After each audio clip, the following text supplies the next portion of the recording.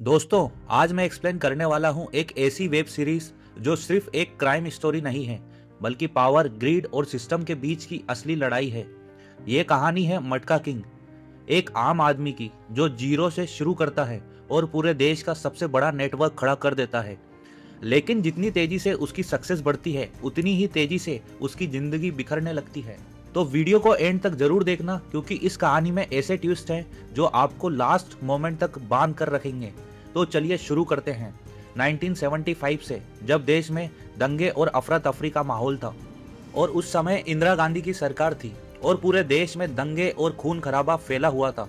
इसी बीच एक एम्बुलेंस तेजी से दौड़ रही होती है, जिसमें दो लोग एक गंभीर रूप से घायल आदमी ब्रीच को लेकर जा रहे होते हैं। और तभी कहानी हमें ले जाती है 11 साल पीछे, यानी 1964 में। यहाँ हम मिलते हैं ब्रीच भट्टी से, जो एक कॉटन फैक्ट्री में अकाउंट संभालने का काम करता है। उसी फैक्ट्री में काम करता है जहाँ एक बहुत बड़ा और पावरफुल व्यापारी लालजी भाई, जो पूरे मार्केट में अपना कॉटन बिजनेस चलाता है। लेकिन इसके साथ साथ वो एक सीक्रेट बेटिंग गेम भी चलाता है। इस गेम में लोग ताश के नंबरों पर पैसे लगाते हैं, और अगर उनका नंबर निकल जाए तो पैसा सीधा डबल हो जाता है। एक दिन एक गरीब महिला नंबर 5 पर 50 की बेट लगाती है, उम्मीद के साथ कि उसका पैसा दुगना हो जाएगा। जब कार्ड खोले जाते हैं तो ब्रीच साफ देखता है कि नंबर 5 ही आया है। लेकिन अपने बॉस लालजी को नुकसान से बचाने के लिए वो चुपके से कार्ड बदल देता है और 5 की जगह 7 निकाल देता है। लेकिन यह फैसला ब्रीच को अंदर से तोड़ देता है। उसे इतना पछतावा होता है कि वो तुरंत उस रोती हुई महिला के पास जाता है, और तब महिला बताती है कि उसका पति अस्पताल में भर्ती है और उसी के इलाज के लिए उसने ये पैसा लगाया था। यहाँ सुनकर ब्रीच का दिल पूरी तरह पिघल जाता है। वो ना सिर्फ उसके 50 वापस करता है, बल्कि अपनी जेब से 100 और देता है, और साथ ही उसे समझाता है कि जुआ सिर्फ धोखा है, बेईमानी है, और उसे दोबारा कभी ये गलती नहीं करनी चाहिए। दूसरी तरफ घर पर उसकी पत्नी गर्भवती होती है और ब्रीच एक जिम्मेदार इंसान बनने की कोशिश कर रहा होता है। वहीं अगले सीन में हमें ब्रीच का भाई लच्छू दिखाई देता है, जो एक आदतन जुआरी है और अक्सर देर रात तक घर से बाहर रहता है। लेकिन इस बार उसकी हालत बहुत खराब है, क्योंकि वो खतरनाक कर्जदारों का पैसा नहीं चुका पाया है। और तभी कुछ गुंडे उसके घर पर पहुंच जाते हैं और उसे धमकी देते हैं कि अगर पैसे नहीं दिए तो वो उसकी उंगली काट देंगे। अब कहानी यहाँ से और भी दिलचस्प मोड़ लेती है। ब्रीच बीच में आता है और जीनू भाई के नेतृत्व में आए उन गुंडों से वादा करता है कि वो उनका 5,000 का कर्ज दोगुना करके 10,000 लौटाएगा।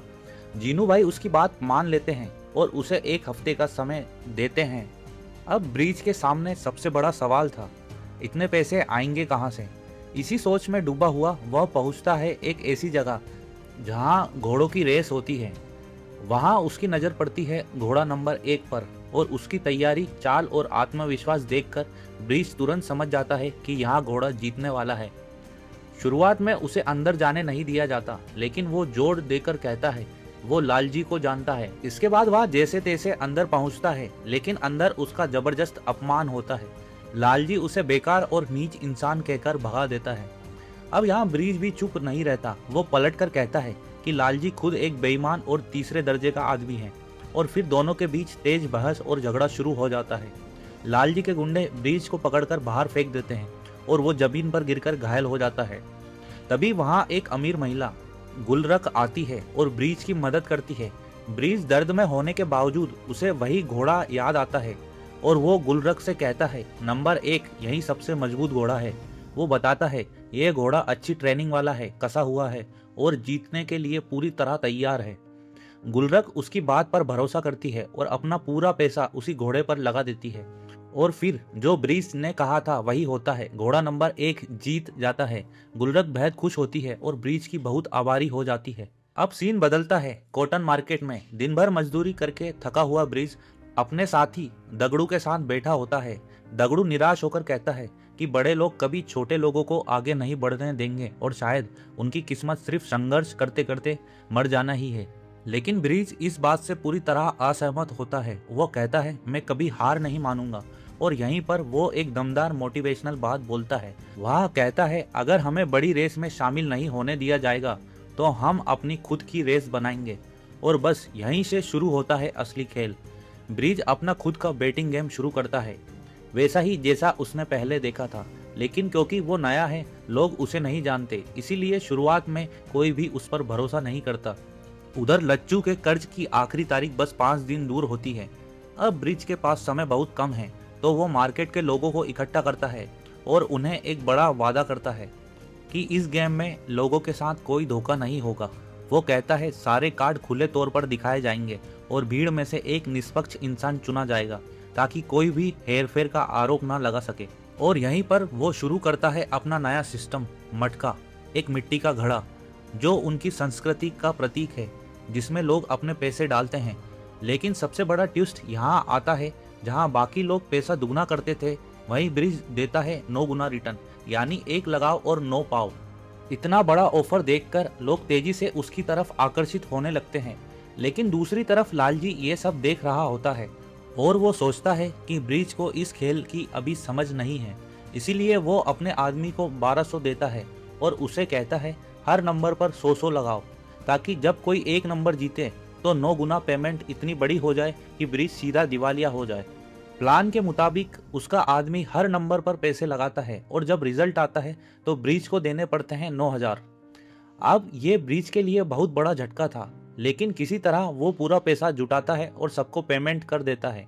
इस चक्कर में वह पूरी तरह आर्थिक रूप से टूट जाता है, लगभग दिवालिया हो जाता है। लेकिन उसे यहाँ एक चीज मिलती है जो पैसों से भी ज्यादा कीमती होती है, वह है ईमानदारी की पहचान। अब यहाँ से कहानी एक नया मोड़ लेती है। पूरे बाजार के लोग ब्रिज की इस बात से बहुत प्रभावित होते हैं कि उसने बिना किसी झिझक और बिना किसी धोखे के सभी का पैसा चुकाया है। उसकी ईमानदारी और भरोसेमंद छवि पूरे बाजार में फैल जाती है। अब शुरू होता है दूसरा एपिसोड, जहां ब्रिज भट्टी सीधे पहुंचता है जीनू भाई के पास। वो उनके लिए मिठाई लेकर जाता है और साथ ही थोड़ा सा पैसा भी देता है और फिर कहता है मैं आपका पूरा कर्ज चुका दूंगा। लेकिन जीनू भाई उसे उसके 9000 के नुकसान की याद दिलाते हैं और उसका मजाक उड़ाते हुए कहते हैं तुझे बिजनेस और मार्केट का कोई अनुभव नहीं है, तू यह सब कैसे संभालेगा। अब यहाँ ब्रिज पूरे आत्मविश्वास के साथ जवाब देता है मैंने सिर्फ भरोसा नहीं जीता, बल्कि 9000 का भी नुकसान चुकाया है। यह सब मैंने अपनी पहचान बनाने और अपना ज्ञान बढ़ाने के लिए किया है। इसके बाद ब्रिज एक बड़ा दाव खेलता है। वो जीनू भाई को अपने बिजनेस में इन्वेस्ट करने का ऑफर देता है, ताकि इस खेल को और बड़े स्तर पर ले जाया जा सके। लेकिन जीनू थोड़ा शक के साथ कहता है मैं तभी भरोसा करूंगा जब मुझे असली नतीजे दिखेंगे।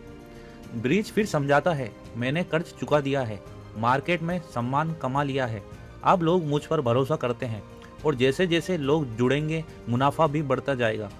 ब्रिज का आत्मविश्वास, उसकी रणनीति और उसकी ईमानदारी जीनू भाई को प्रभावित कर देती है और आखिरकार जीनू भाई उसका साथ देने के लिए तैयार हो जाते हैं। इतना ही नहीं, वो उसे और ज्यादा क्रेडिट देने का भी सोचते हैं।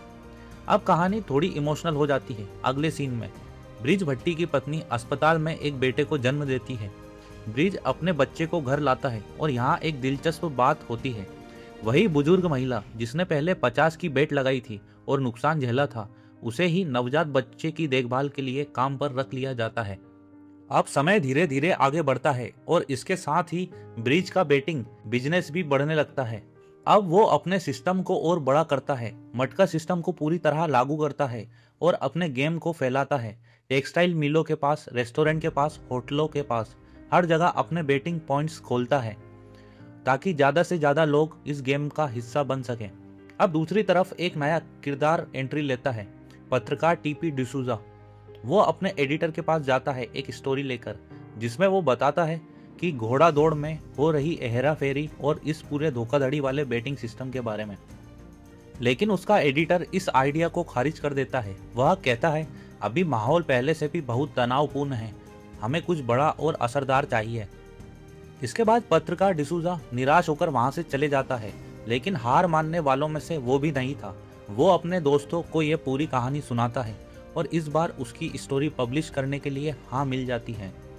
इधर ब्रिज भट्टी अपना गेम लगातार आगे बढ़ाता रहता है और वो एक और बड़ा बदलाव करता है। सिंगल कार्ड सिस्टम हटाकर 3 कार्ड का नया सिस्टम लेकर आता है। इस सिस्टम में अगर कोई आदमी तीनों कार्ड सही सही गेस कर ले तो उसे मिल सकते हैं 300 गुना तक पैसे, यानी 1 लगाओ और 300 तक जीत सकते हो। अब ये ऑफर खासकर गरीब तबके के लोगों को और तेजी से आकर्षित करता है। लेकिन जितने ज़्यादा लोग जुड़ते हैं उतने ही ज़्यादा उसके दुश्मन भी बढ़ने लगते हैं। इसी बीच एक चपड़ासी डिसूजा से कहता है कि तुम्हें भी अपना पैसा मटका में लगाना चाहिए, ये बहुत बड़ा मौका है। यहाँ सुनकर डिसूजा के अंदर भी जिज्ञासा और बढ़ जाती है। वो खुद पहुँचता है उस जगह जहाँ लोग मटका खेल रहे होते हैं। वो लोगों से सवाल करता है, उनकी सोच समझने की कोशिश करता है। फिर वो टेक्सटाइल मार्केट जाकर और जानकारी इकट्ठा करता है।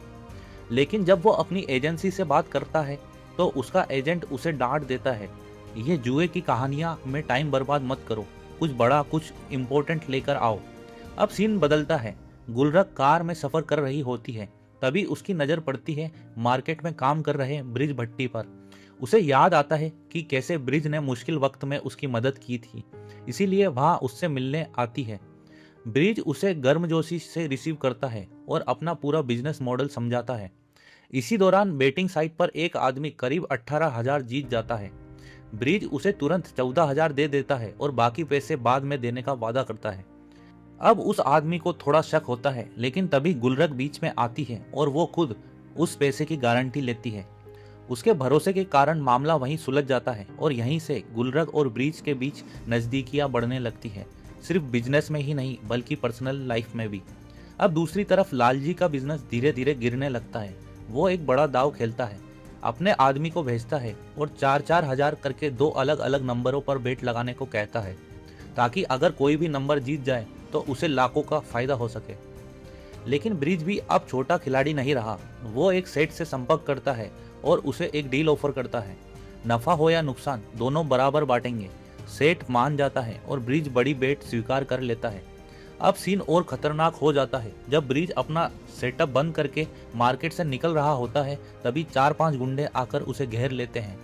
ये लोग एक लेबर यूनियन से जुड़े होते हैं और अब मजदूर उन्हें पैसा देने के बजाय अपना पैसा मटका में लगा रहे होते हैं। गुस्से में गुंडे चाकू निकालते हैं और ब्रिज को धमकाने लगते हैं, अब तुझे हमें पैसा देना पड़ेगा। और तभी जैसे ही वो ब्रिज पर हमला करने जाते हैं, एक आदमी आता है और बीच में कूद पड़ता है। वो अकेले ही सभी हमलावरों को मारकर भगा देता है और ब्रिज की जान बच जाती है। ब्रिज उससे बहुत प्रभावित होता है और दिल से उसका शुक्रिया अदा करता है। अब सीन घर पर शिफ्ट होता है, जहाँ ब्रिज की पत्नी उसे एक अखबार दिखाती है जिसमें उसके जुए के धंधे की खबर छपी होती है।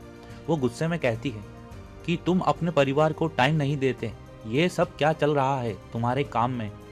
तभी ब्रिज बस इतना कहता है, तुम इस सब से जितना दूर रहो उतना बेहतर है।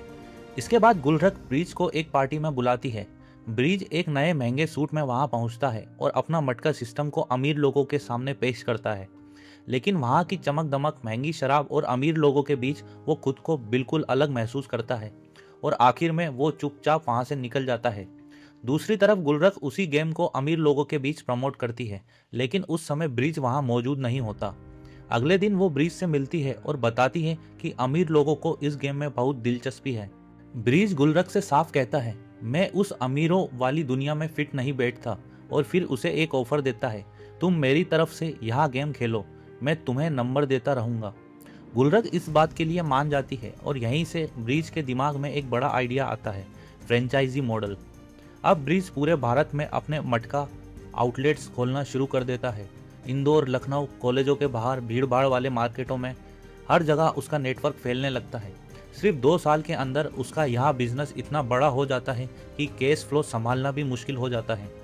वहीं दूसरी तरफ पत्रकार डिसूजा एक मंत्री की प्रेस कॉन्फ्रेंस में जाता है, जहाँ शराब की दुकानों को बंद करने की बात होती है। प्रेस कॉन्फ्रेंस के बाद मंत्री निजी तौर पर उससे कहता है, मैं मटका के मामले की भी जांच करूंगा। यहाँ सुनकर डिसूजा की दिलचस्पी और बढ़ जाती है और वो फिर से इस केस में गहराई से उतर जाता है। वो एक मील में जाता है जहाँ लोग खुलेआम मटका खेल रहे होते हैं। अब सीन बदलता है। लच्चू कॉलेज के बाहर मटका चला रहा होता है। वहीं उसकी मुलाकात होती है वसुधा से और दोनों के बीच एक हल्का सा आकर्षण पैदा होता है। वहीं इधर जीनू भाई ब्रिज के घर आता है और उससे एक मटका आउटलेट देने की मांग करता है, लेकिन ब्रिज सीधे उसकी ईमानदारी पर सवाल उठाता है और कहता है, मेरे लिए सबसे बड़ी चीज़ है इंटेग्रिटी। जीनू भाई पूरे आत्मविश्वास से कहता है, मैं पूरी तरह ईमानदार हूँ। तभी ब्रिज के ससुर वहाँ आ जाते हैं और खाने के दौरान कहते हैं, मैं भी मटका की दुकान खोलना चाहता हूँ। यहाँ सुनते ही ब्रिज खाना छोड़ देता है और टेबल से उठकर चला जाता है। वो साफ कहता है यहाँ बिजनेस भरोसे और ईमानदारी पर चलता है और मुझे आप पर बिल्कुल भरोसा नहीं है। बरखा, जो अपने पिता की सच्चाई जानती है, पूरी बातचीत में चुप रहती है। कुछ समय बाद सड़क पर दो औरतें बरखा को अपमानित करती है। वहाँ कहती है, तुम्हारे पति के जुए के धंधे की वजह से हम तुमसे कोई रिश्ता नहीं रखना चाहते। यहाँ बात बरखा को अंदर तक चोट पहुँचा देती है। वो ब्रिज से कहती है, लोग मेरे बारे में बुरा बोल रहे हैं। ब्रिज उसका मन हल्का करने के लिए उसे कार शोरूम ले जाता है। दोनों एक नई कार खरीदते हैं और फिर जाते हैं रेस क्रॉस, वही जगह जहां कभी ब्रिज को बेइज्जत कर कर निकाला गया था। इस बार लालजी उसे शांति से वेलकम करता है, लेकिन ब्रिज उससे दूरी बनाए रखता है। वहीं ब्रिज बरखा से कहता है, बड़े लोग अस्पताल और फैक्ट्री चलाते हैं और यहाँ शौक से जुआ खेलते हैं, लेकिन वही लोग दूसरों की आलोचना भी करते हैं। समाज के नियम सिर्फ गरीब और मिडिल क्लास पर लागू होते हैं। अमीर लोग जो चाहे करते हैं और मैं अपना बिजनेस ईमानदारी से चला रहा हूँ, बिना किसी शर्म के। यहाँ सुनकर बरखा उस पर और भी ज़्यादा प्रभावित हो जाती है, लेकिन कहानी यहाँ शांत नहीं होती। ब्रिज के ससुर फिर से अब उस पर दबाव डालते हैं कि उन्हें मटका की दुकान खोलने दी जाए, लेकिन ब्रिज फिर से साफ मना कर देता है। वो उन्हें बस स्टॉप पर छोड़ देता है, कुछ पैसे भी देता है, लेकिन परमिशन नहीं देता। अब सीन बदलता है। लालजी वसुधा को लेकर लच्छू के पास आता है। वो लच्छू से पूछता है, क्या यह बिजनेस सच में इतना मुनाफेदार है, और फिर उसका अपमान करता है। तू सिर्फ ब्रिज का कर्मचारी है, कोई असली पार्टनर नहीं। फिर लालजी एक खतरनाक ऑफर देता है, अगर तू वसुधा के साथ भविष्य चाहता है तो जीतने वाले नंबर मुझे बता दे। हम दोनों मिलकर रिजल्ट में हेरफेर करेंगे और बहुत बड़ा मुनाफा कमाएंगे। लालच में आकर लच्छू यह बात मान जाता है। अब कहानी में आता है असली ट्विस्ट। अकाउंटेंट हिसाब चेक करते समय कुछ गड़बड़ियां पकड़ लेता है और तुरंत ब्रिज को सब बता देता है। ब्रिज को गुस्सा आ जाता है यहाँ सब जानकर। वह मार्केट जाता है और लच्छू का सामना करता है। वो अपने भाई को सख्त चेतावनी देता है, अगर तूने यहाँ सब नहीं रोका तो मैं सब कुछ खत्म कर दूंगा। अब अगला झटका। इनकम टैक्स के अफसर ब्रिज के घर पर छापा मारते हैं, पूरा घर छान डालते हैं, लेकिन कुछ भी नहीं मिलता। ब्रिज कहता है, मेरे पास छुपाने के लिए कुछ भी नहीं है, और अफसर खाली हाथ लौट जाते हैं। अब वसुधा लच्छू को समझाने की कोशिश करती है, अगर जीतने वाले नंबर ब्रिज तय करता है तो हम अपने लोगों को जितवा सकते हैं, लेकिन लच्छू इस बार मना कर देता है। यहाँ सिस्टम ईमानदारी पर चलता है, मैं अपने भाई के साथ धोखा नहीं करूँगा। वसुधा उसे चेतावनी देती है, इस तरह तुम हमेशा छोटे ही रहोगे, लेकिन लच्छू अपनी बात पर कायम रहता है। और फिर कहानी एक और बड़ा मोड़ लेती है। दगड़ू ब्रिज और लच्छू को एक नोटिस दिखाता है। सरकार ने एक नया ऑफिशियल लॉटरी सिस्टम लॉन्च किया है जो बिल्कुल मटका जैसा है। अब कहानी पहुंचती है अपने सबसे अहम मोड़ पर। सरकार का नया लॉटरी सिस्टम देखकर ब्रिज तुरंत समझ जाता है कि अब उसके बिजनेस पर सीधा असर पड़ेगा। वो बिना देर किए सीधे पहुंचता है रेवेन्यू मिनिस्टर के पास और एक अलग ही प्रस्ताव रखता है। जैसे सरकार शराब पर टैक्स लेती है, वैसे ही मटका को भी लीगल कर दीजिए और उस पर टैक्स लीजिए। लेकिन मंत्री यहाँ सुनते ही भड़क जाता है, तुम मुझे बेवकूफ़ बनाने की कोशिश कर रहे हो। वह गुस्से में कहता है, लोग मटका में पैसा लगा रहे हैं, सरकार के फंड खाली हो रहे हैं, और ये सरकारी लॉटरी तुम्हारे पूरे बिजनेस को खत्म कर देगी। फिर वो ब्रिज को सीधा आदेश देता है, मटका बंद कर दो, और तंज कसते हुए कहता है, मटका किंग याद रखना। ब्रिज शांत लेकिन आत्मविश्वास के साथ जवाब देता है, देखते हैं मार्केट में कौन सा सिस्टम टिकता है। अब यहीं से असली टक्कर शुरू होती है। पूरा मटका सिस्टम फ़ोन कॉल्स पर चलता है। ब्रिज नंबर निकालता है और अपने नेटवर्क में सबको बता देता है, लेकिन कानून के हिसाब से एक इंसान के पास सिर्फ एक ही फ़ोन कनेक्शन हो सकता है। फिर भी ब्रिज कई लाइनों पर चलता है और अपने भाई और अलग अलग पॉइंट्स से जुड़ा रहता है। अब मंत्री भी चाल चलता है। वो आदेश देता है कि ब्रिज को कोई नया कनेक्शन ना मिले और उसके पुराने कनेक्शन भी जानबूझकर खराब कर दिए जाएं, जिससे उसका पूरा कम्युनिकेशन सिस्टम ठप हो जाए। उधर ब्रिज को खबर मिलती है कि लालजी ने भी मटका जैसा सिस्टम शुरू कर दिया है, लेकिन ट्विस्ट यहाँ है कि वो 9 गुना नहीं बल्कि 12 गुना रिटर्न दे रहा है, और इसी वजह से लोग तेजी से उसकी तरफ जाने लगते हैं। अब ब्रिज सीधे लालजी से मिलने का फैसला करता है। दोनों गोल्फ और खाने के दौरान मिलते हैं। ब्रिज समझाता है कि 12 गुना देने से लंबे समय में हम दोनों को नुकसान होगा। अगर हम 9 गुना का स्टेबल रेट रखें तो मार्केट बैलेंस रहेगा और दोनों को फायदा होगा। लालजी इस बात को समझ जाता है और मान जाता है। अब कहानी में आता है एक और बड़ा आइडिया। जब ब्रिज होटल और रेस्टोरेंट से कॉल करता है तो उसे पता चलता है कि वहाँ फ़ोन कनेक्शन बहुत साफ है। रिसेप्शन बताता है यहाँ प्राइवेट एक्सचेंज सिस्टम होता है। बस यहीं से ब्रिज को एक नया रास्ता दिखाई देता है। अगर मैं इस प्राइवेट नेटवर्क में अपना आदमी बिठा दूं तो सिस्टम फिर से चालू हो सकता है।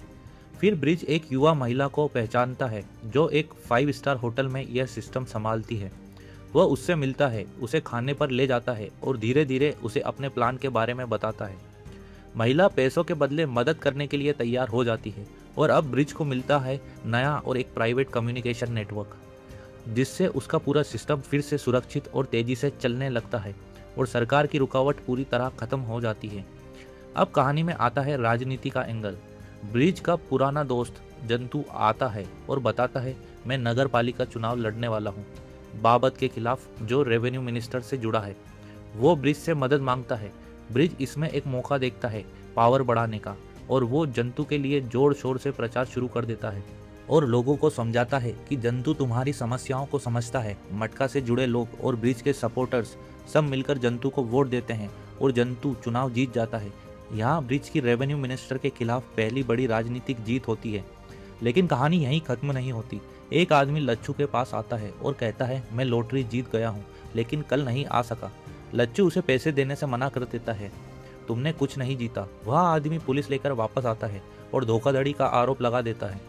पुलिस लच्छू को गिरफ्तार कर लेती है। अब ब्रिज जेल में उससे मिलने जाता है और इस बार वह बहुत सख्ती से बात करता है, हमारा पूरा बिजनेस ईमानदारी पर चलता है और तुम्हारी हरकतें सब कुछ खतरे में डाल रही है। हमने यहाँ सब मुंबई में कराची से खाली हाथ आने के बाद बनाया है और मैं इसे ऐसे बर्बाद नहीं होने दूंगा।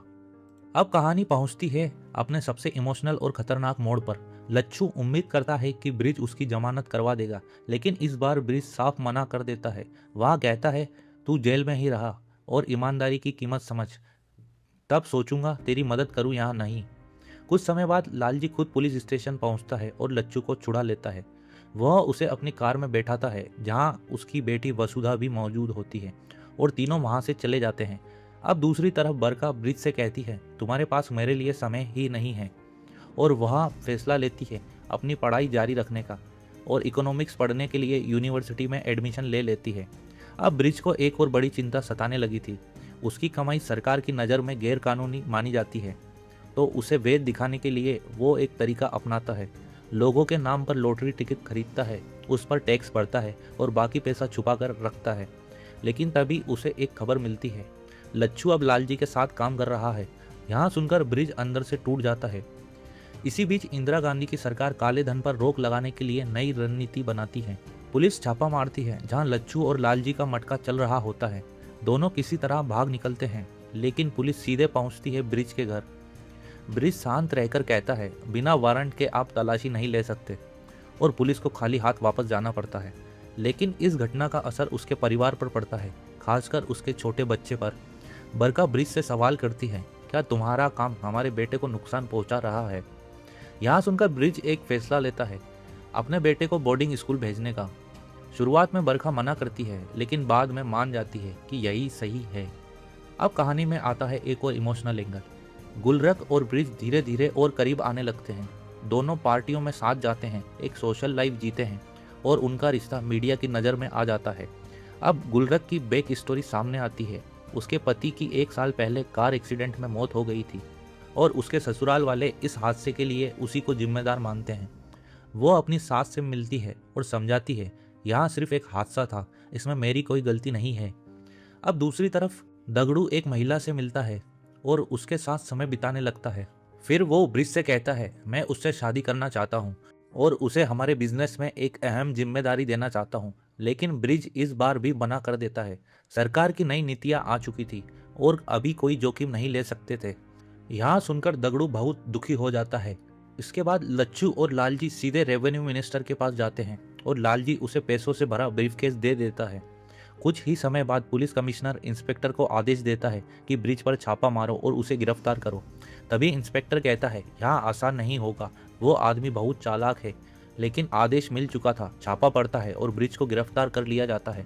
लेकिन तभी उसका वकील वहाँ पहुँच जाता है। वह कहता है, मटका बिजनेस का कोई सबूत नहीं है, यहाँ सिर्फ आरोप है और मेरे क्लाइंट के अधिकारों का उल्लंघन हो रहा है, और इसी तरह वह ब्रिज को छुड़ा लेता है। इसके बाद पार्टी में ब्रिज की मुलाकात होती है बॉलीवुड अभिनेता मकबूल से। मकबूल मटका गेम की तारीफ करता है। मैं भी खेलता हूँ लेकिन कम ही जीतता हूँ। ब्रिज मुस्कुराकर कहता है, जीत जरूरी नहीं है, असल मजा खेल में है। इसके बाद मकबूल उसे अपने घर की पार्टी में बुलाता है और कहता है, तुम खुद नंबर निकालना। ब्रिज वहां जाता है और बातचीत के दौरान वह बॉलीवुड में निवेश करने की इच्छा जताता है। मकबूल भी इसके लिए तैयार हो जाता है और दोनों की दोस्ती बढ़ने लगती है। अगले दिन ब्रिज दगड़ू को 10 लाख रुपए देता है और कहता है, यह पैसे मकबूल को दे देना। दगड़ू हैरान होकर पूछता है, इतना बड़ा पैसा बिना किसी लिखित समझौते के क्यों? तभी ब्रिज दगड़ू को समझाता है, यह पैसा काला धन है, इसे ऐसे निवेश करने से ना सिर्फ फायदा बढ़ेगा बल्कि यह धीरे धीरे वैध भी हो जाएगा। दगड़ू उसकी बात मानता है और वो पैसे मकबूल को दे देता है। इसके बाद मकबूल अपना आभार भेजता है। अब सीन बदलता है और पत्रकार टीपी डिसूजा अपने एडिटर के साथ बैठा होता है। एडिटर फोन करने की कोशिश करता है लेकिन लाइन साफ नहीं मिलती। तभी डिसूजा समझता है कि हर दिन 9 से 12 के बीच सारी टेलीफोन लाइनें क्यों जाम रहती हैं, क्योंकि उसी समय मटका के नंबर घोषित होते हैं। इतना ट्रैफिक होता है कि उन घंटों में एम्बुलेंस बुलाना भी मुश्किल हो जाता है। एडिटर इस बात को सीधा अपराध घोषित करता है और डिसूजा कहता है, मैं यही बात कब से कहना चाहता था। अब एडिटर उसे इस मुद्दे पर लिखने के लिए कहता है और फिर एक के बाद एक कई आर्टिकल्स पब्लिश होते हैं जिनमें ब्रिज को दिखाया जाता है, एक चालाक इंसान जो लोगों को झूठी उम्मीद देता है, उन्हें मटका का आदी बनाता है और उनकी मजबूरी से पैसा कमाता है। उसकी पूरी छवि एक नेगेटिव किरदार के रूप में पेश की जाती है। अब गुलरख ब्रिज को चेतावनी देती है कि सावधान रहो, मामला बिगड़ रहा है, लेकिन ब्रिज उसकी बात को नज़रअंदाज कर देता है कि वह कहता है कि मुझे फर्क नहीं पड़ता, मीडिया जो चाहे लिखे। अब मीडिया का दबाव बढ़ने लगता है। ब्रिज को एक और इनकम टैक्स नोटिस मिलता है और पुलिस फिर से छापा मारती है। इस बार लालजी के अड्डे पर भी छापा पड़ता है और उसके लोग गिरफ्तार हो जाते हैं। इस पूरे ऑपरेशन को संभाल रहा होता है एक ईमानदार इंस्पेक्टर जो किसी के साथ कोई पक्षपात नहीं करता और हर अवैध जुए के खिलाफ बराबर कार्रवाई करता है। अब लालजी सीधे मंत्री को फोन करता है। वह कहता है, मैंने पैसा दिया था फिर भी छापा पड़ा। मंत्री तुरंत दखल देता है और पुलिस कमिश्नर को फोन करता है। कमिश्नर इंस्पेक्टर को आदेश देता है कि लालजी के लोगों को छोड़ दो, लेकिन इंस्पेक्टर साफ मना कर देता है। वह कहता है, सब बराबर दोषी है, मैं पक्षपात नहीं कर सकता। कमिश्नर कहता है, यहाँ सीधा आदेश है, लेकिन इंस्पेक्टर अपनी बात पर अड़ा रहता है। अगर छोड़ना है तो लिखित में आदेश दीजिए, और वह फ़ोन काट देता है। उसके बाद कुछ देर बाद उसे सस्पेंशन लेटर मिल जाता है और वह चुपचाप अपना ऑफिस छोड़ देता है। अब वही सस्पेंड इंस्पेक्टर पत्रकार डिसूजा के साथ चाय पीता नजर आता है। यहाँ दिखाता है कि पत्रकार और पुलिस के बीच ऐसे कनेक्शन आम होते हैं। और तभी अचानक इंस्पेक्टर एक मटका टिकट खरीदता है और हैरानी की बात यहाँ थी कि उसका नंबर लग जाता है, वो खुद पैसे जीत जाता है। अब नेक्स्ट सीन आता है। सलमा मटका के रिजल्ट फ़ोन पर बता रही होती है। तभी पुलिस उसे गिरफ्तार कर लेती है क्योंकि उसके ही साथी ने खबर दे दी होती है। दगड़ू तुरंत पुलिस स्टेशन पहुंचता है और उसे भरोसा दिलाता है कि तू जल्दी बाहर आ जाएगी, लेकिन ब्रिज की वकील सलाह देती है कि अभी उससे दूरी बनाए रखो वरना शक तुम पर आएगा। दगड़ू गुस्से में कहता है, उसने हमारे लिए बहुत कुछ किया है, हमें उसकी मदद करनी चाहिए। लेकिन ब्रिज शांत रहते हुए कहता है, कोई उसे हमेशा के लिए जेल में नहीं रख सकता, हमें सही समय का इंतजार करना होगा। यहाँ सुनकर दगड़ू बहुत दुखी हो जाता है और ब्रिज से उसकी दूरी बढ़ने लगती है। इसके बाद ब्रिज को पता चलता है कि उसके भाई लच्छू ने लालजी की बेटी वसुधा से सगाई कर ली है और उसे बुलाया तक नहीं गया। गुस्से और दुख में ब्रिज सीधे पहुंचता है लालजी के पास और सबके सामने लच्छू से पूछता है, क्या मैं तुम्हारे लिए कुछ भी नहीं हूँ? इसके बाद लच्छू ब्रिज को जवाब देता है, तुमने ही पहले सारे रिश्ते तोड़ दिए थे। लेकिन ब्रिज फिर भी अपने भाई से कहता है, जो भी हो तुम्हारी शादी की पूरी व्यवस्था मैं ही करूँगा। अब ब्रिज सीधे पहुँचता है एक इंटरनेशनल स्टेडियम में और मैनेजर से कहता है, मुझे यहाँ स्टेडियम शादी के लिए बुक करना है। लेकिन मैनेजर मना कर देता है, यहाँ पहले से भारत पाकिस्तान का मैच तय है। अब ब्रिज सीधा कहता है, मैच की तारीख बदल दो, जो भी कीमत हो मैं देने के लिए तैयार हूँ। मैनेजर फिर भी नहीं मानता, लेकिन मजाक में कह देता है, अगर तुम पहले से मटका के नंबर बता दो तो शायद कुछ हो सकता है। और यहीं पर ब्रिज अपनी असली पहचान दिखाता है, मैं नंबर नहीं बताऊंगा, चाहे खुद भगवान भी कह दे। मैनेजर मना कर देता है। ब्रिज गुस्से में बाहर निकल जाता है, लेकिन जाते जाते कहता है, शादी यहीं होगी और कहीं नहीं।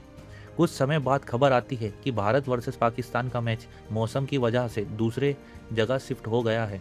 डिसूजा को यह बात संदिग्ध लगती है क्योंकि असली वजह शायद ब्रिज का दबदबा था। अब शादी होती है उसी स्टेडियम में, संगीत, नाच, जश्न सब कुछ शानदार होता है। ब्रिज भी इस जश्न का हिस्सा होता है और पहली बार लालजी के साथ उसका रिश्ता भी सामान्य लगता है। लेकिन दगड़ू अभी भी दूर खड़ा होता है और दुखी नजर आता है क्योंकि सलमा के मामले में ब्रिज ने उसका साथ नहीं दिया। और तभी अचानक सीबीआई की एंट्री होती है। जुए के आरोपों में लच्छू से पूछताछ शुरू होती है। वह सब कुछ नकार देता है। ब्रिज अधिकारियों से कहता है या तो सबूत दिखाओ या सुबह वारंट लेकर आओ। लेकिन अधिकारी कहते हैं वारंट बाद में लाएंगे, अभी किसी को साथ ले जाना होगा। और वो लच्छू को अपने साथ ले जाते हैं। अब सीन बहुत इमोशनल हो जाता है। चारों तरफ शादी का जश्न चल रहा है लेकिन ब्रिज अकेला खड़ा होता है, अंदर से टूटा हुआ, भावुक।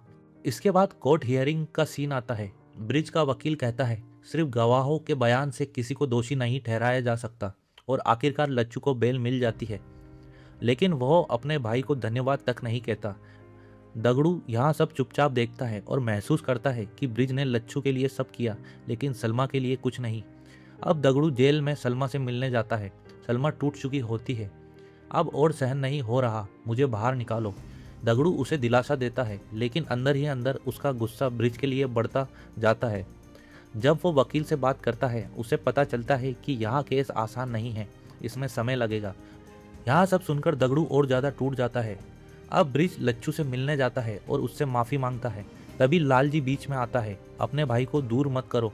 लच्छू मान जाता है लेकिन एक शर्त रखता है कि तुम डोंगरी के एक बड़े इन्वेस्टर से मिलो जो तुम्हारे बिजनेस को कई गुना बढ़ा सकता है।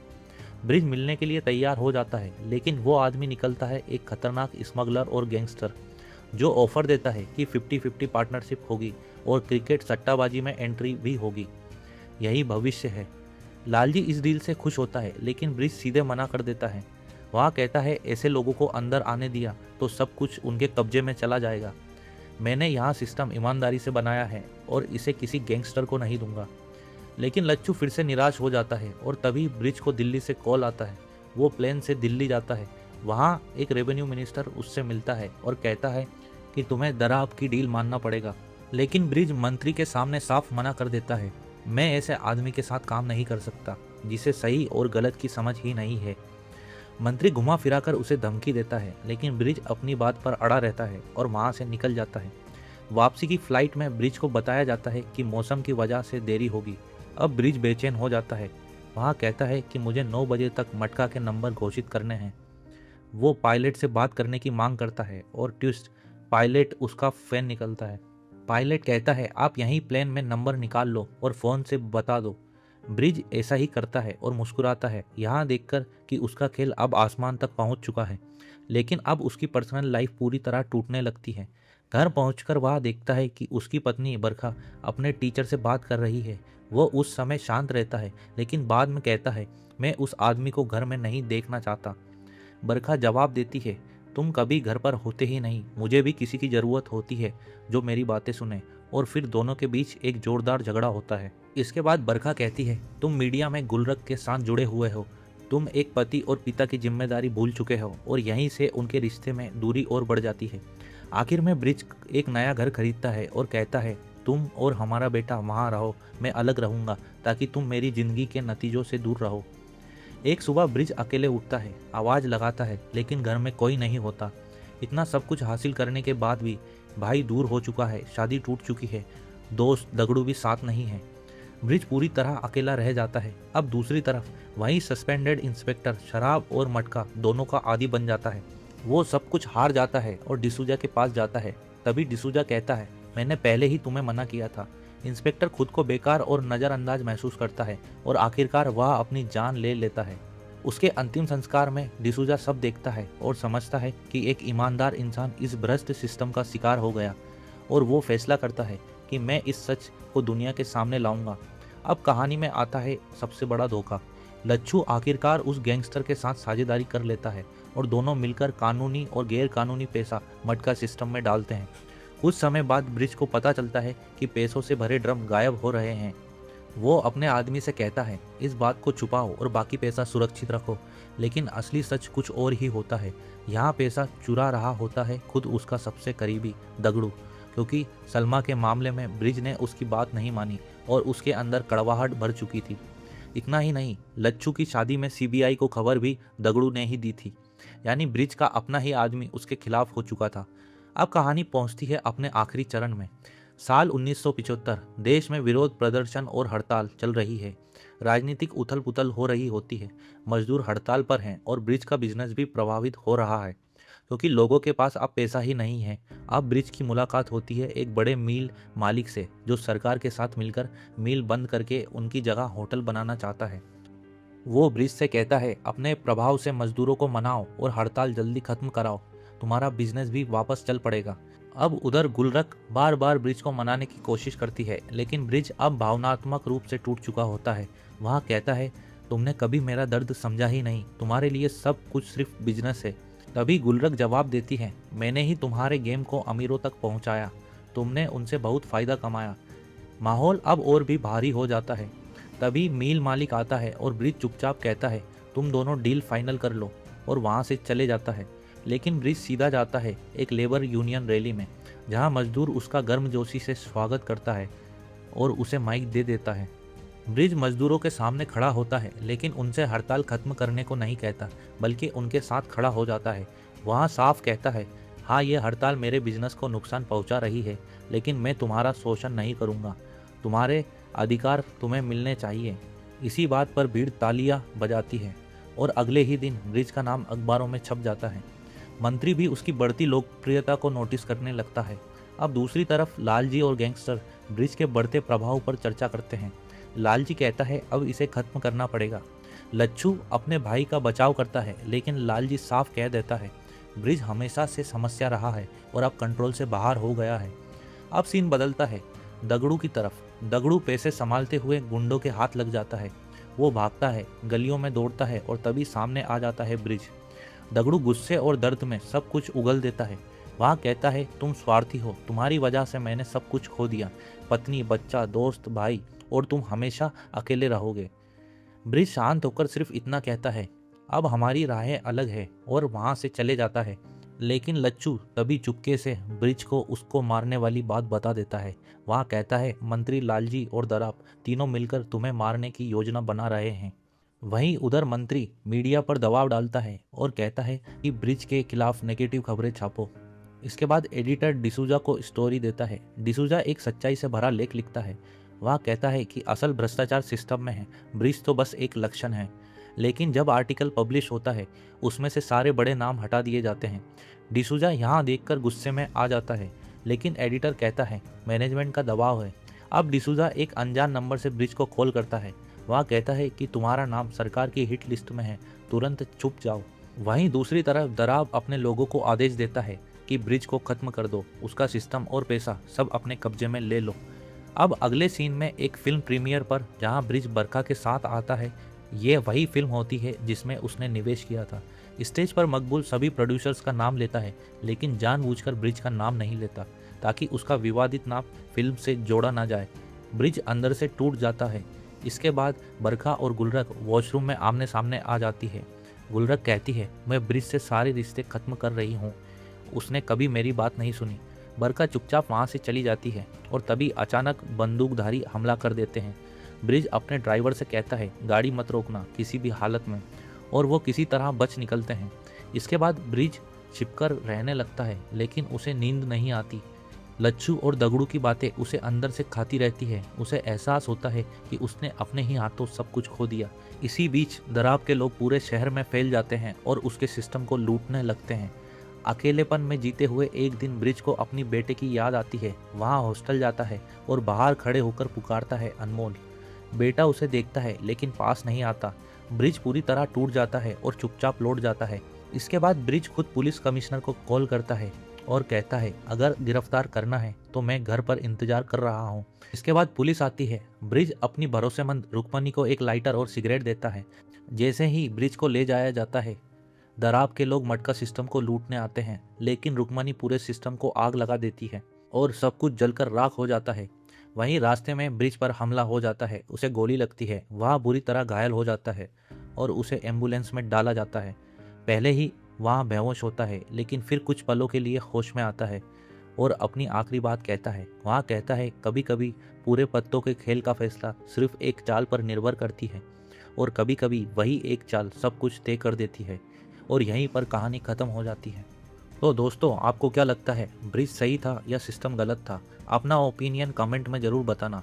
और अगर आपको ऐसे ही latest South Indian Bollywood movies और वेब सीरीज़ की एक्सप्लेनेशन सुनना पसंद है तो चैनल को सब्सक्राइब करना और वीडियो को लाइक करना। Thank you for watching.